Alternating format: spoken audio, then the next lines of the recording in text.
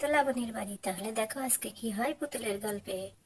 বুঝেছিস মুন্না, আমার কিন্তু আর ভালো লাগে না। হ্যাঁ, মা আবার পড়ার জন্য মাস্টার ঠিক করেছে। আমি ভাবছি এই মাস্টার নিকে একটা শিক্ষা দিব, যাতে এসে আমাদের বাড়ি থেকে দূর দূর করে পালিয়ে যায়। আরে না না তামিম, এমন করিস না, এমন করলে কিন্তু মা আমাদের ধরে মারবে। ধুরু, আমি তো ভয় দেখাবোই দেখাবো।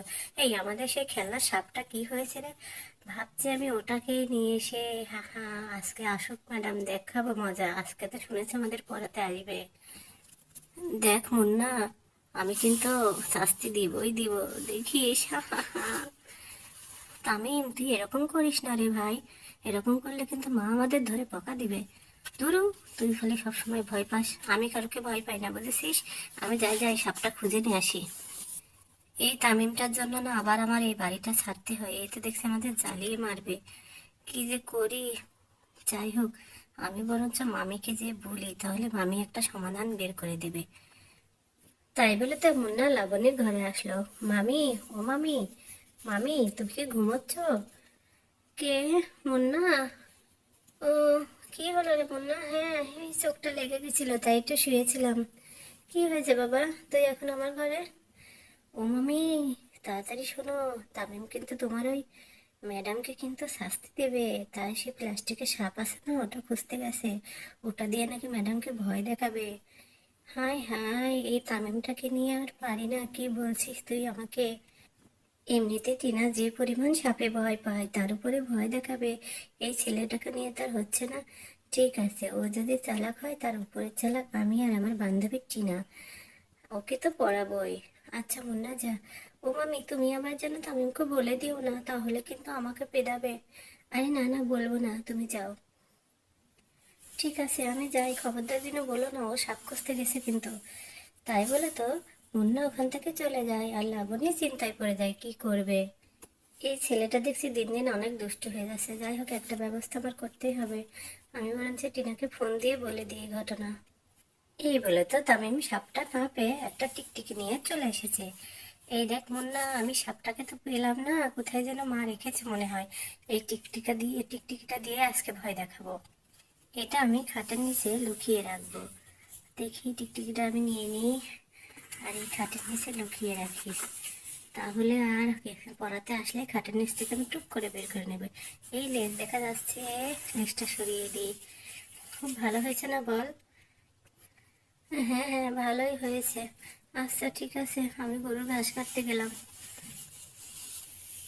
হে হে, ম্যাডাম আসুক, দেখাবো মজা। কি মজা, কি মজা, আজকে ম্যাডামকে আমি বাড়ি থেকে তাড়াবোই। আরে, ভাইয়া তো আজকে খুশি কেন? ওই তো দুষ্টু বুদ্ধি না মাথায় আসলে খুশি হয় না। ওকে আমি দেখছি ফিস ফিস করে একা একা কথা বলছে। ব্যাপারটা কি বুঝতে হবে তো। ভাই তো অনেক শয়তান, ঠিকই তো। ভাই, তুই আজকে এত খুশি কেন রে? হ্যাঁ হ্যাঁ, এমনিতেই খুশি। দেখাবো তোরা নতুন ম্যাডাম আজকে থেকে আমাদেরকে পড়িয়ে কালকে থেকে আর আসবে না। কেন রে? ম্যাডাম তো অনেক ভালো, আসবে না কেন? তুই নিশ্চয়ই কোনো দুষ্টু বুদ্ধি এঁকেছিস। আরে না না, কিছু নেই, এমনিতেই বললাম।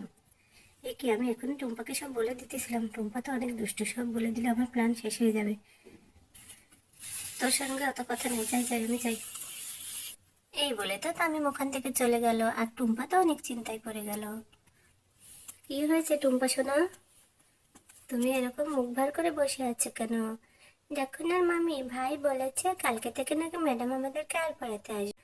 ও, তামিমের দুষ্টু বুদ্ধি মাথায় এসেছে তো, এই জন্য এরকম করছে। তুমি যেন কাউকে বলো না, তামিম ম্যাডামকে ভয় দেখাবে, এই জন্য এই কথাগুলো বলছে। আমাকে সব মুন্না বলে দিয়েছে, সে কালকে থেকে ওকে আরো বেশি করে পড়াবে। ওকে আরো বেশি করে পড়াবে। ও যতটা নিজেকে চালাক ভাবছে না, তার থেকে যে আমরা বেশি চালাক, ও তো জানে না। তুমি কোনো চিন্তা করো না। ঠিকই বলেছ মামি। আচ্ছা মা কোথায় গো? আমি মাকে অনেকক্ষণ থেকে দেখছি না, মাকে কোথাও খুঁজে পাচ্ছি না। তোমার মা তো আছে, মা গেছে এই তো পাশের বাড়িতে। ও, আর নানু তো কবে গেল, আছে যা নানির বাড়িতে, এখন এলো না। তোমার নানুও চলে আসবে আজকালের মধ্যেই, আর দুদিন মনে হয় থাকবে। তোমার আছেদা নানুর বিটারও ছেলে বাবু হয়েছে। আমার তাই নাকি? তাহলে তো আমি দেখতে যাব। ঠিক আছে, তুমি যেও। বন্ধুরা, আমাদের পুতুলের গল্প যদি তোমাদের ভালো লাগে তাহলে আমাদের চ্যানেলটি সাবস্ক্রাইব করে পাশে থাকো। এখানে সুন্দর সুন্দর পুতুলের গল্প তোমরা দেখতে পাবে। আজকের মতো ভিডিও এ পর্যন্তই। আল্লাহ হাফেজ।